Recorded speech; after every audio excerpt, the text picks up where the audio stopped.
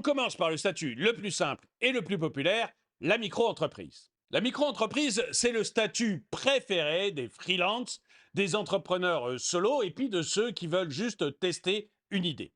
En 2024, il y a eu plus d'1 million de micro-entreprises qui ont été créées. Et pour cause, c'est simplissime. Pas besoin de capital, pas besoin de rédiger des statuts, pas besoin de compte bancaire dédié, en tout cas jusqu'à un certain seuil.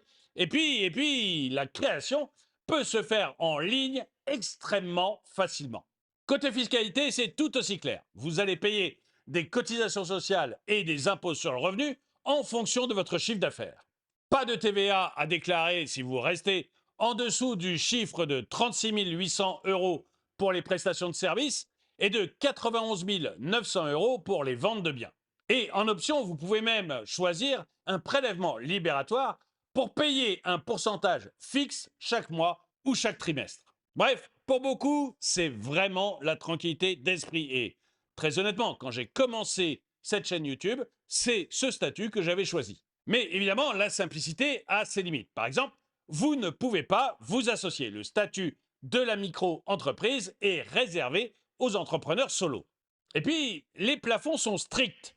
77 700 euros de chiffre d'affaires pour les services et 188 700 euros pour le commerce. Si vous dépassez ces chiffres-là, vous passez automatiquement au régime réel avec toutes les obligations comptables et fiscales qui vont avec.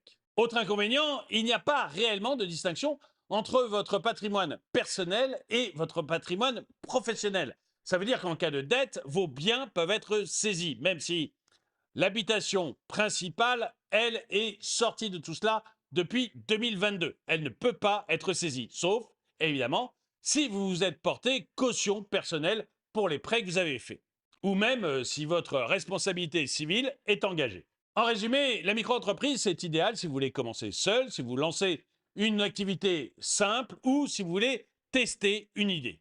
Mais dès que vous voulez vous associer, dès que vous voulez lever des fonds, ou encore si vous dépassez un certain volume d'activité, il faut envisager un autre statut.